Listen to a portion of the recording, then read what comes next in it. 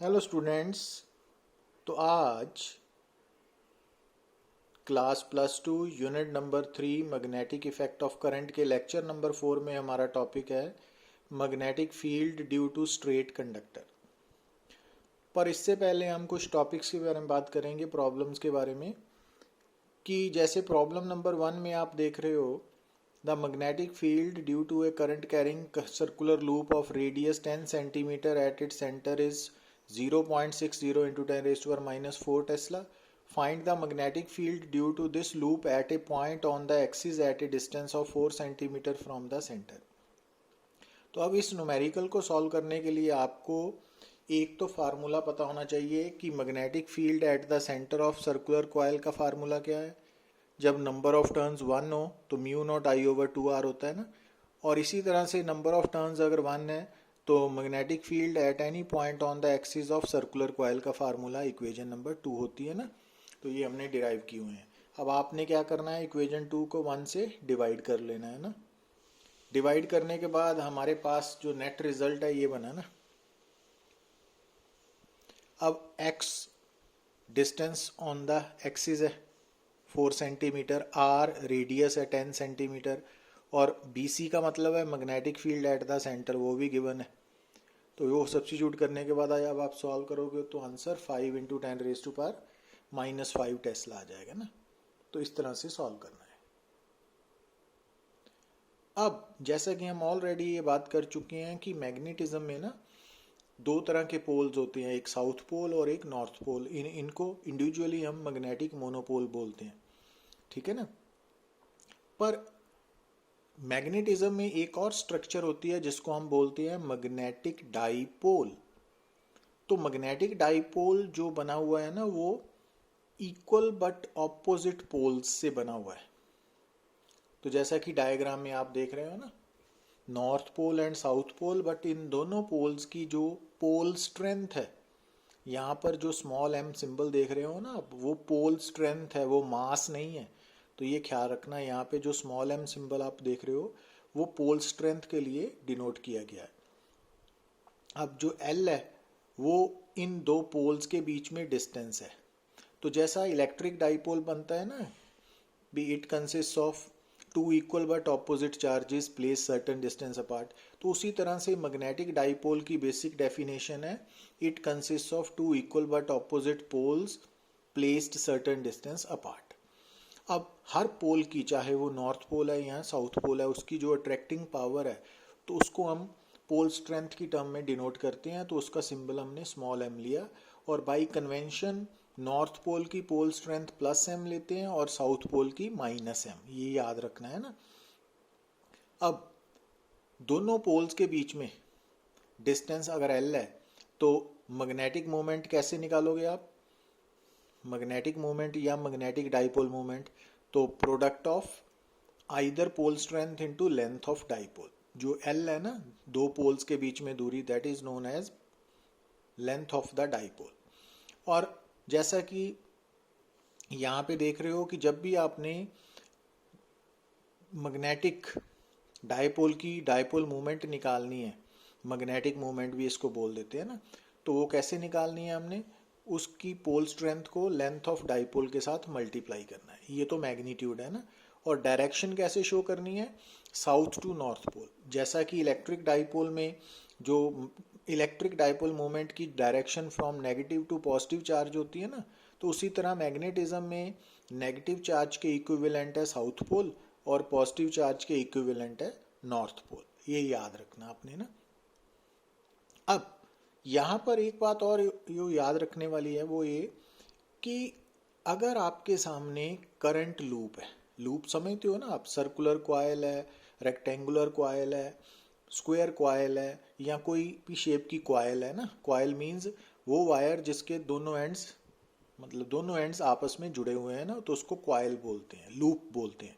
तो आपको डायग्राम में 3 तरह की लूप नजर आ रही है ना। ये आर्बिट्रेरी शेप की है, ये रेक्टेंगुलर शेप है, ये सर्कुलर शेप है ना।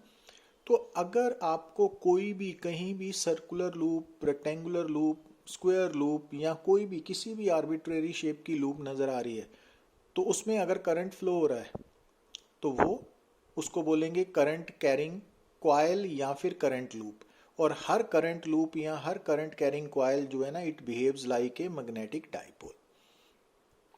तो ये बात आपने याद रखनी है। तो एक तो मैग्नेटिक डाइपोल बना हुआ है ना, two equal but opposite poles place certain distance apart. और अब एक बात और जो एडिशनली आपने याद रखनी है कि जो करंट लूप है या करंट कैरिंग कॉयल है वो भी like a magnetic dipole behave करती है।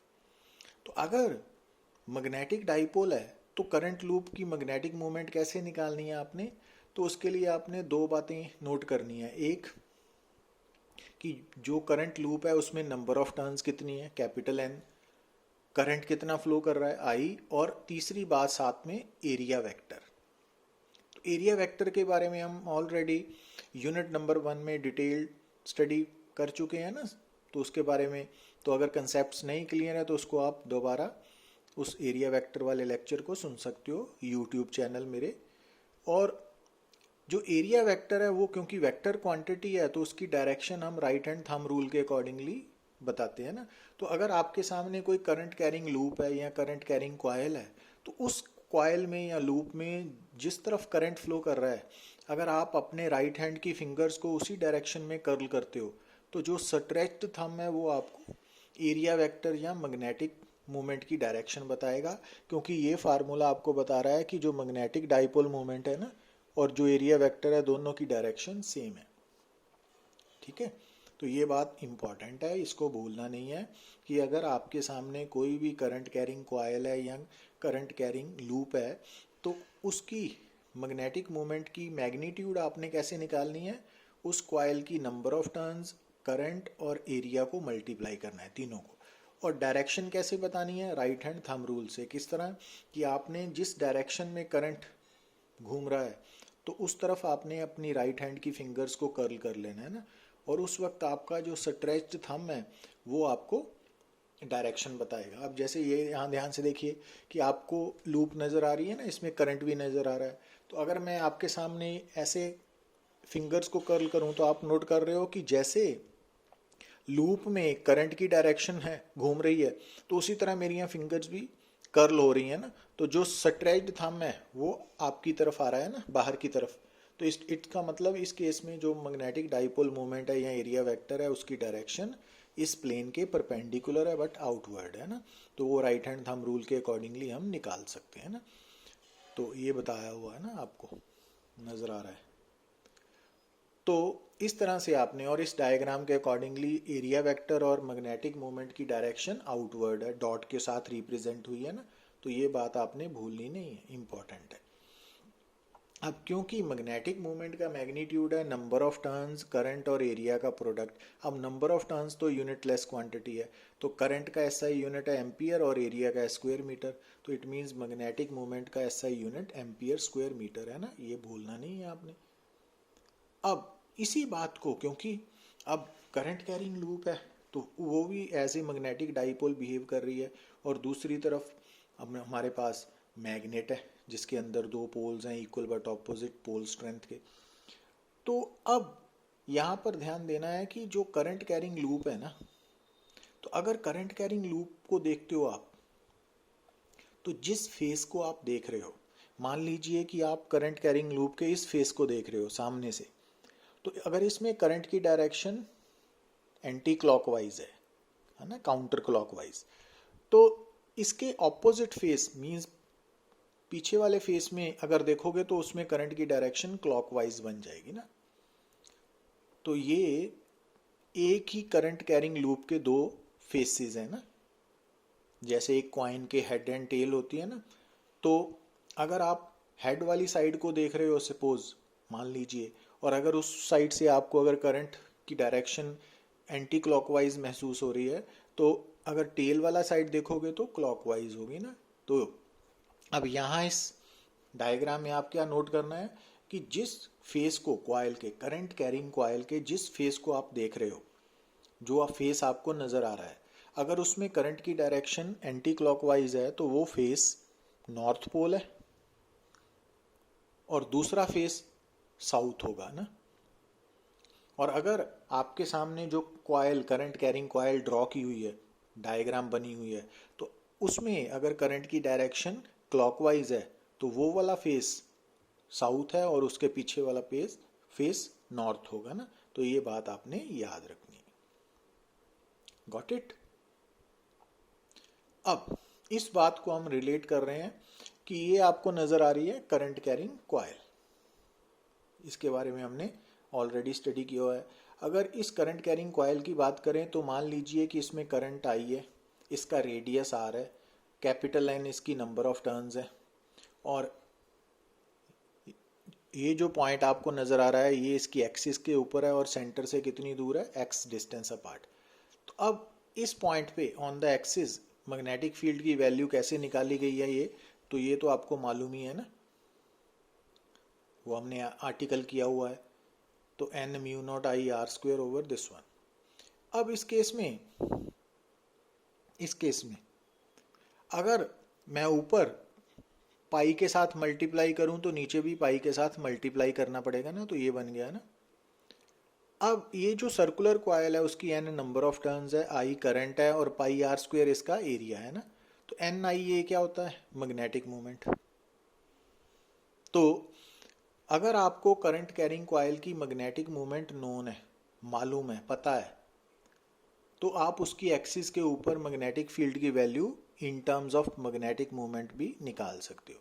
और अगर आप वेक्टर फॉर्म में लिखते हो तो यहाँ पर भी आपने एरो डालना है और ये भी एरो डालना है, और ये बताएगा कि एम वेक्टर और बी वेक्टर सेम होंगे। मींस किसी भी करंट कैरिंग सर्कुलर कॉइल की जो मैग्नेटिक मोमेंट है ना जिस डायरेक्शन में, उसकी एक्सिस के ऊपर मैग्नेटिक फील्ड की डायरेक्शन भी सेम होगी ना। ये मैग्नेटिक मोमेंट की डायरेक्शन है और ये एक्सिस के ऊपर मैग्नेटिक फील्ड की डायरेक्शन है, तो दोनों सेम होंगी। तो ये रिजल्ट्स हैं जो आपको कंपटीशन के लिए, न्यूमेरिकल्स के लिए, कंसेप्चुअल प्रॉब्लम्स के लिए याद रखने पड़ेंगे ना। क्लियर। अब यहां देखिए आप कि ये आपके सामने एक सर्कुलर कॉइल है और स्टेटमेंट के अकॉर्डिंगली आप देख रहे हो ये एक्स वाई प्लेन में लाई कर रही है, ठीक है, और इसमें करंट की डायरेक्शन आपको शो की हुई है। तो अगर हम यहाँ पे right hand thumb rule apply करें, ठीक है ना, अपनी राइट हैंड की फिंगर्स को हम करंट की डायरेक्शन में कर्ल करें, तो जो थंब है स्ट्रेच्ड थंब वो मैग्नेटिक मोमेंट की डायरेक्शन बताएगा ना। तो यहाँ पर मैग्नेटिक मोमेंट की ये जेड एक्सिस जो है ना वो एक्स वाई प्लेन के परपेंडिकुलर है और थंब भी बाहर की तरफ ही आ रहा है। तो इट मीन्स इस केस में मैग्नेटिक डाइपोल मोमेंट की direction along positive Z axis है, और मैग्नेटिक मोमेंट का जो मैग्नीट्यूड है वो एन आई ए से निकाल सकते हैं ना। अब सर्कुलर होने के कारण एक पाई आर स्क्वेयर से निकलेगा। आर क्या है इसका, रेडियस। समझ आई ना बात। अब यहाँ देखिए आप, हमारी इस प्रॉब्लम में क्या गिवन है, a coil of n turns and radius r carries a current I. It is unwound and rewound to make another coil of radius r/2, current remaining the same. अब यहाँ पे आपको क्या समझना पड़ेगा कि आपके सामने एक कॉइल गिवन है जिसमें नंबर ऑफ टर्न्स n है, रेडियस r है, करंट I है, ठीक है। तो एक कॉइल एक वायर से बनी हुई है, तो हम मान लेते हैं कि उस वायर की लेंथ L है जिससे ये कॉइल बनी है ना। अब इनिशियली क्योंकि जो कॉइल आपको गिवन है उसमें नंबर ऑफ टर्न्स n है और रेडियस r है, तो एक टर्न की लेंथ 2 पाई r है, तो नंबर ऑफ टर्न्स n होने के कारण टोटल लेंथ ऑफ वायर क्या होगी, L is equal to n into 2 pi r, equation number 1। और एक टर्न का एरिया पाई आर स्क्वेयर हो गया ना। तो अब मैग्नेटिक मोमेंट ऑफ कॉइल क्या होगी, एन आई ए, तो इक्वेशन नंबर 2। तो यहाँ तक आपको मालूम हो गया ना। अब हमने क्या किया, उस कॉइल को रीबाउंड किया है ना, पहले अनबाउंड किया फिर रीबाउंड किया ना। पहले खोल लिया, उसको स्ट्रेट किया, और स्ट्रेट करने के बाद दोबारा उसको कॉइल की शेप में लिया, बट अब रेडियस r/2 रखा। तो पर ये तो बात क्लियर है ना कि जो वायर है उसकी लेंथ तो सेम ही रहेगी, पर अब जब आपने रेडियस को चेंज किया तो नंबर ऑफ टर्न्स भी चेंज हो जाएंगी ना। तो अब नई जो कॉइल है, न्यू कॉइल, उसके number of turns n dash होगी और रेडियस r/2 हो गया ना। तो अब L की value number of turns into 2 pi radius, तो इतनी बन गई ना इक्वेशन नंबर 3। और अब area of each coil, each turn off the coil क्या हो गया, पाई आर स्क्वायर बाय 2 हो गया।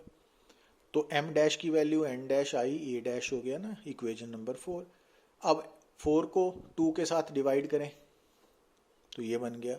अब नंबर ऑफ टर्न्स की रेशो चाहिए ना, तो इक्वेशन 1 और इक्वेशन 3, इनको इक्वेट कर लो आप, एल के इक्वल है ना दोनों, तो वहाँ से आपको एन डैश बाय एन की वैल्यू निकल आएगी, वो 2 आ गई, और उसको आपने दोबारा इक्वेशन नंबर 5 में सब्स्टिट्यूट करके एम डैश बाय एम की वैल्यू निकाल लेनी है ना।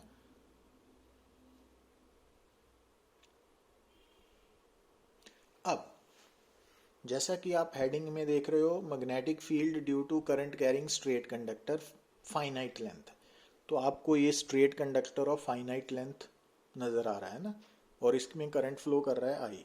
और एक बात जो हम ऑलरेडी डिस्कस कर चुके हैं कि कोई भी जो स्ट्रेट कंडक्टर है ना, current carrying conductor, straight conductor, उसकी एक्सिस पे मैग्नेटिक फील्ड जीरो होता है ना, ये हमने प्रीवियस लेक्चर में डिस्कस किया था।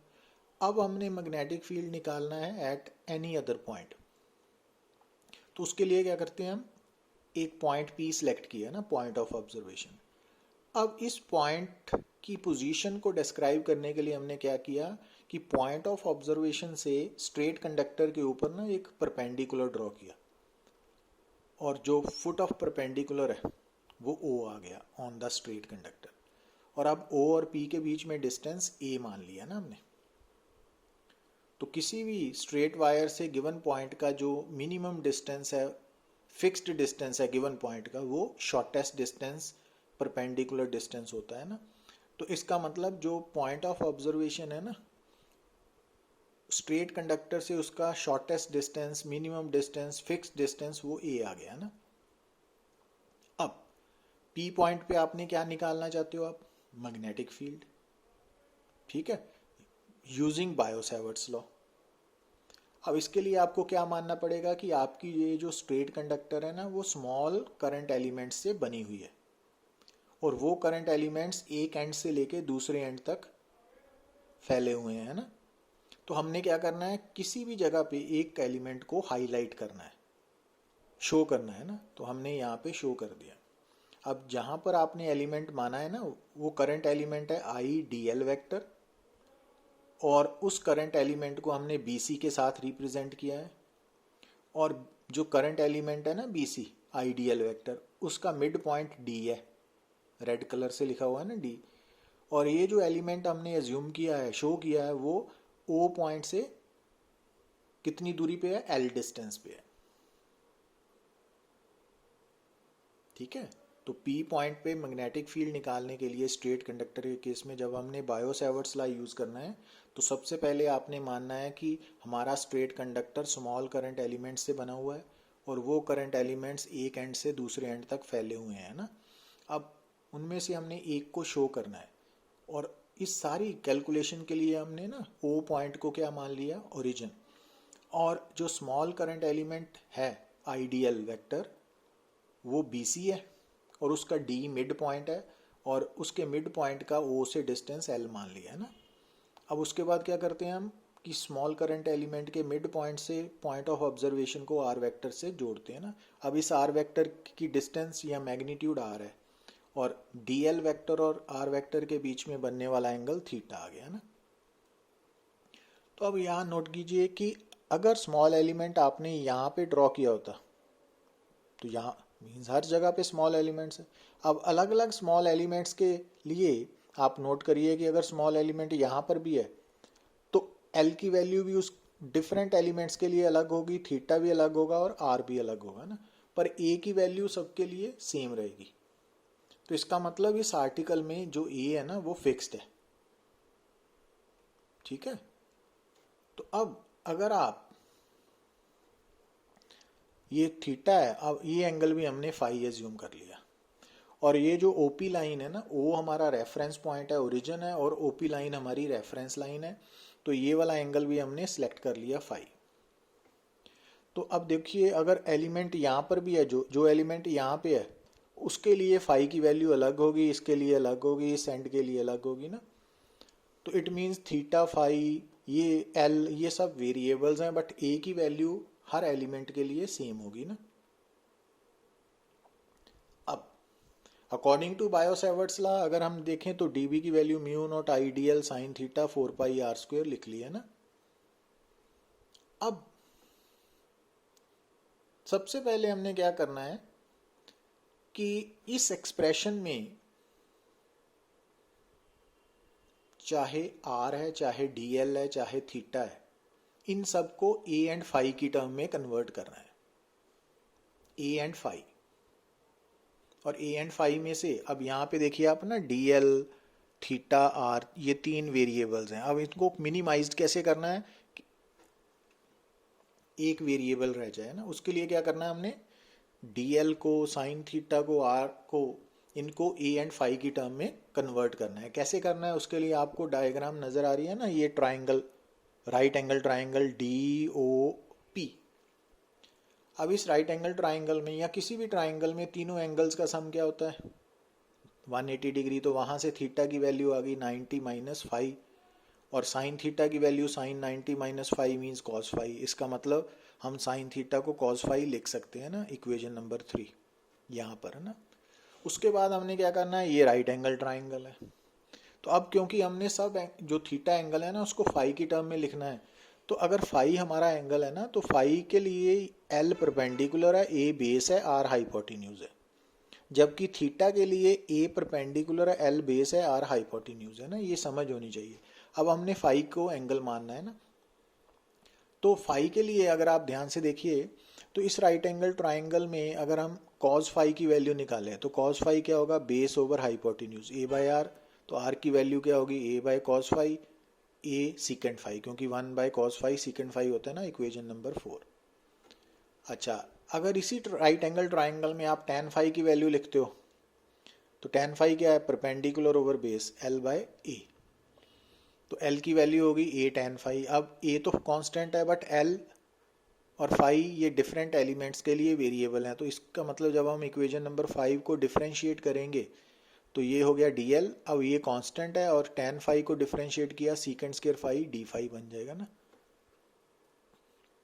तो अब dl की वैल्यू, साइन थीटा की वैल्यू और r की वैल्यू, इनको हमने यहाँ इक्वेशन नंबर 1 में सब्स्टिट्यूट कर देना है। तो हमारे सामने ये रिजल्ट आ गया, dv की वैल्यू। अब इस रिजल्ट में म्यू नॉट आई 4 पाई ये कॉन्स्टेंट्स है, सिर्फ कॉस फाई वेरिएबल है ना, एक वेरिएबल बचा ना। अब दोबारा देखिए आप कि अब क्योंकि हमने टोटल मैग्नेटिक फील्ड निकालना है, टोटल मैग्नेटिक फील्ड निकालने के लिए आपको इक्वेशन नंबर 7 को इंटीग्रेट करना पड़ेगा। और अब यहाँ पर जो इंटीग्रैंड है वो फाई है ना, तो इसका मतलब हमें लिमिट्स अकॉर्डिंग टू फाई लेनी पड़ेंगी। अब उसके लिए हमने क्या किया कि जो एलिमेंट इस एंड पे है और जो एलिमेंट इस एंड पे है ना, इस एंड से लेके इस एंड तक एलिमेंट्स स्प्रेड आउट हुए हैं ना, ये सारे एलिमेंट्स ही हैं। तो जो एलिमेंट यहाँ पे है, इस एंड पे है, उस वो रेफरेंस लाइन के साथ एंगल बन रहा है फाई 1, और जो एलिमेंट इस एंड पे है उस पे एंगल बन रहा है फाई 2। अब इसका मतलब हमने अगर सारे एलिमेंट्स को इंक्लूड करना है तो लिमिट क्या लेनी पड़ेगी हमें, फाई 1 से फाई 2। पर अब माइनस क्यों लिया हुआ है, दोबारा देखिए आप, क्योंकि ये जो एंगल है ना ये क्लॉकवाइज है और ये एंगल एंटी क्लॉकवाइज। तो कन्वेंशनली हम क्लॉकवाइज एंगल को नेगेटिव और एंटी क्लॉकवाइज को पॉजिटिव लेते हैं ना, तो इस कारण ये ध्यान में रखना आपने। हम मालूम पड़ा ना क्यों इसको नेगेटिव लिया हमने। अब जब आप कॉस को इंटीग्रेट करोगे वो साइन फाई बन गया, और साइन फाई में जब वैल्यूज सब्स्टिट्यूट करोगे तो ये sine phi 2 minus sine minus phi 1 है। अब साइन माइनस थीटा को हम माइनस साइन थीटा लिखते हैं ना, तो ये माइनस बाहर आ गया तो प्लस हो गया ना, तो ये फार्मूला तैयार हो गया। तो ये मैग्नेटिक फील्ड हमने कैलकुलेट किया at any point due to straight conductor of finite length. और इस फार्मूला में ए क्या है, जिस पॉइंट पे आपने मैग्नेटिक फील्ड निकालना है उस पॉइंट की स्ट्रेट कंडक्टर से परपेंडिकुलर डिस्टेंस है, शॉर्टेस्ट डिस्टेंस है। और फाई 1 फाई 2 क्या है, जो स्ट्रेट कंडक्टर के एंड्स हैं वो उस गिवन पॉइंट पे कितना एंगल सबटेंड कर रहे हैं विद रेफरेंस लाइन, है ना। तो ये तो होगी मैग्नीट्यूड की बात। अब अगर हम डायरेक्शन की बात करें तो आपको याद रखना पड़ेगा कि जहां भी करंट है वहां पर मैग्नेटिक फील्ड है ना। अब जो मैग्नेटिक फील्ड है उसको ज्योमेट्रिकली रिप्रेजेंट करने के लिए ना हम मैग्नेटिक फील्ड लाइंस ड्रॉ करते हैं। जैसा इलेक्ट्रिक फील्ड को रिप्रेजेंट करने के लिए इलेक्ट्रिक फील्ड लाइंस शो होती है ना, तो वैसे। तो जो अगर हमें मैग्नेटिक फील्ड लाइंस के बारे में मालूम है तो आप किसी भी पॉइंट पे मैग्नेटिक फील्ड या मैग्नेटिक फील्ड इंटेंसिटी या मैग्नेटिक फ्लक्स डेंसिटी या मैग्नेटिक फील्ड इंडक्शन की डायरेक्शन कैसे शो करोगे, उस पॉइंट पे मैग्नेटिक फील्ड लाइन पर टेंजेंट ड्रॉ करके, है ना, जैसे हमने इलेक्ट्रिक फील्ड के बारे में पढ़ा था ना, तो लगभग वही है सब कुछ।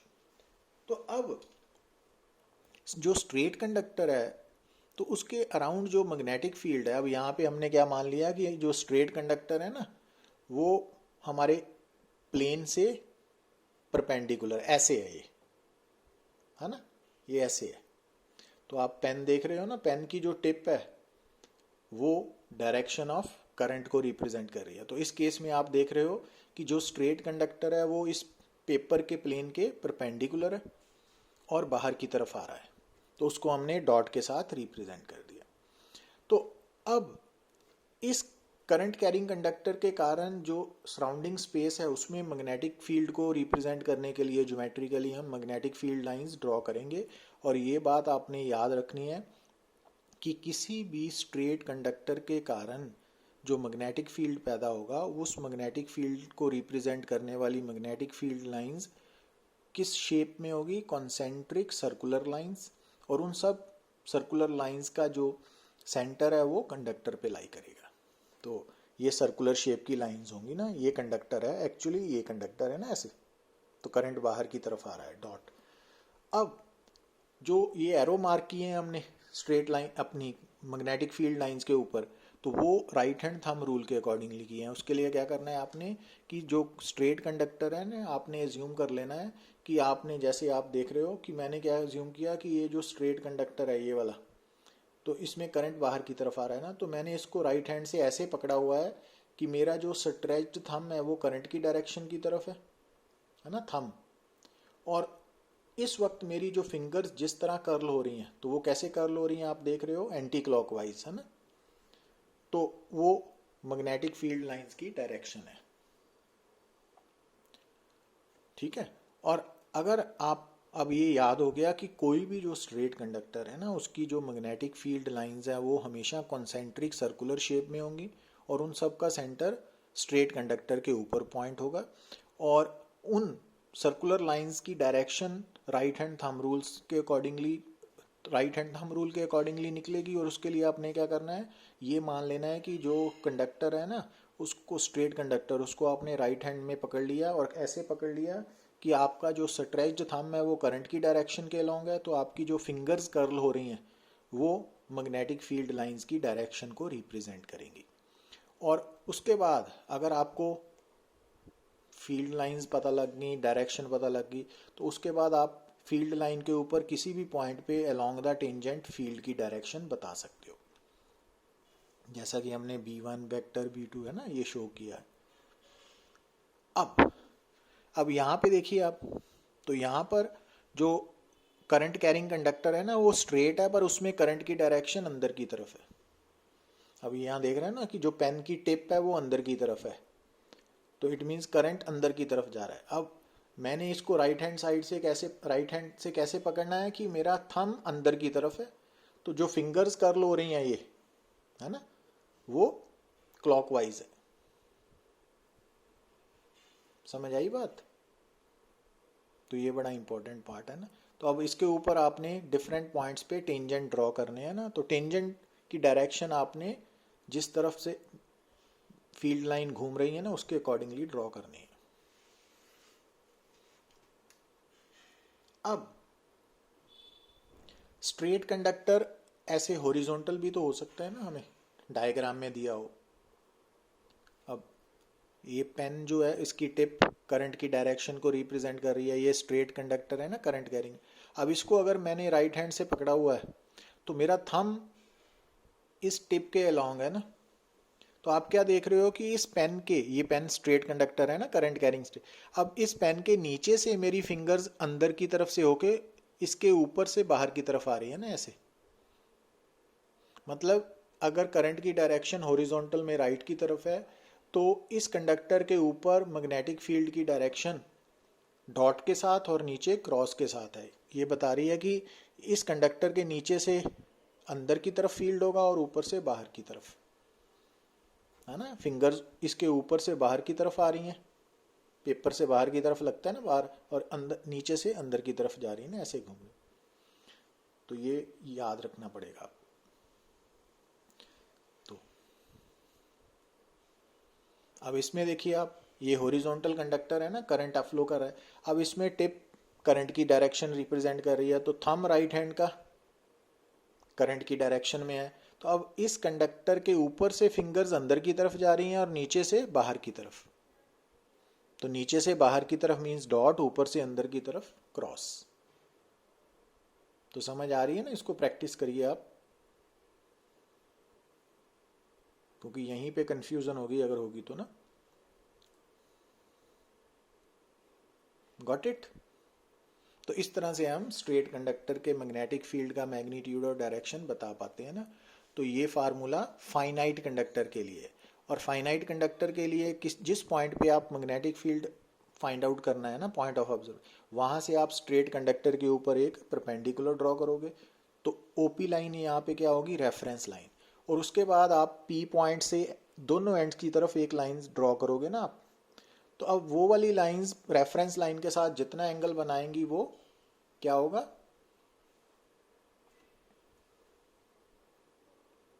फाई 1 फाई 2 ना। अब यहां देखिए आप ध्यान से, अब अगर आपके स्ट्रेट कंडक्टर की लेंथ को बढ़ा दें, तो जैसे लेंथ बढ़ेगी, तो जब ये छोटा था स्ट्रेट कंडक्टर, तब इसका ऊपर वाला एंड पी पॉइंट पे रेफरेंस लाइन के साथ कितना एंगल बना रहा था, फाई 2। अब फाई 2 डैश, जब इसका साइज बढ़ गया ना, ऐसे ही नीचे वाला। तो इट मीन्स जब ये कंडक्टर की साइज बढ़ती जाएगी, तो ये जो फाई 1 फाई 2 एंगल्स हैं ये भी बढ़ते जाएंगे। और जब कंडक्टर की साइज इनफाइनाइट हो जाएगी, तो ये जो दोनों एंगल्स हैं ना, फाई 1 फाई 2, ये बढ़ते बढ़ते बढ़ते बढ़ते 90 डिग्री तक पहुंच जाएंगे। ठीक है ना, समझ आई बात। क्योंकि जब इस ये वाला स्ट्रेट कंडक्टर का ऊपर वाला एंड इन्फिनिटी पे होगा ना, तो ये वाली जो लाइन है ना, ये वाली लाइन है, वे उसको कहाँ पे इंटरसेक्ट करेगी, इन्फिनिटी पे। तो वो तभी कर सकती है जब ये दोनों पैरेलल हो जाएं। तो इट मीन्स जब इस स्ट्रेट कंडक्टर का ऊपर वाला एंड इन्फिनिटी पे है, तो ये वाली लाइन जो है, ये वाली लाइन, ये इसके पैरेलल हो जाएगी। मीन्स तब फाई 2 की वैल्यू 90 डिग्री हो जाएगी ना। और इसी तरह नीचे भी। तो इट मीन्स फाइनाइट लेंथ के लिए तो ये फार्मूला है, इनफाइनाइट के लिए क्या बनेगा, दोनों एंगल्स 90 डिग्री होने के कारण साइन 90 90 सब्स्टिट्यूट किया तो ये फार्मूला तैयार हो गया। तो इसका मतलब अगर आपको स्टेटमेंट में फाइनाइट कंडक्टर गिवन है, तो आपने ये फार्मूला मैग्नेटिक फील्ड का मैग्नीट्यूड निकालने के लिए यूज करना है। और अगर इनफाइनाइट कंडक्टर दिया हुआ है, या अगर फाइनाइट नहीं लिखा, तो वो इनफाइनाइट ही होगा ना। मान लो आपको जो स्ट्रेट कंडक्टर के बारे में स्टेटमेंट दी है उसमें इनफाइनाइट वर्ड यूज नहीं किया, या डायग्राम नहीं दी हुई है, तो यही होगा ना, म्यू नॉट आई ओवर 2 पाई ए। पर अब यहाँ पे एक बात ध्यान में रखनी है आपने, कि ये जो इनफाइनाइट कंडक्टर है ना, उसमें जहां पर हम मैग्नेटिक फील्ड निकाल रहे हैं, वो पी पॉइंट इस स्ट्रेट कंडक्टर के मिड पॉइंट के नजदीक है ना, कि जो ओ पॉइंट है वो स्ट्रेट कंडक्टर का मिड पॉइंट है ना। पर अगर ऐसा हो कि ये मान लीजिए कि ये स्ट्रेट कंडक्टर है, तो जो पॉइंट ऑफ ऑब्जर्वेशन है वो स्ट्रेट कंडक्टर के एक एंड के सामने हो, जबकि यहां पर क्या है कि जो पॉइंट ऑफ ऑब्जर्वेशन है वो स्ट्रेट कंडक्टर के मिड पॉइंट के सामने है ना। पर अगर मान लीजिए कि point of observation straight conductor के एंड के सामने है, एक एंड के सामने है, तो उस केस में आप देख रहे हो कि सिर्फ फाई 1 एंगल ही बन रहा है ना, क्योंकि ये लाइन ही बन रही है, ऊपर वाली लाइन तो वो एंगल 0 हो गया। समझ आई बात। तो उस केस में फाई 2 0 होने के कारण बी की वैल्यू क्या हो जाएगी, म्यू नॉट आई ओवर 4 पाई ए। ये इनफाइनाइट के लिए है ना।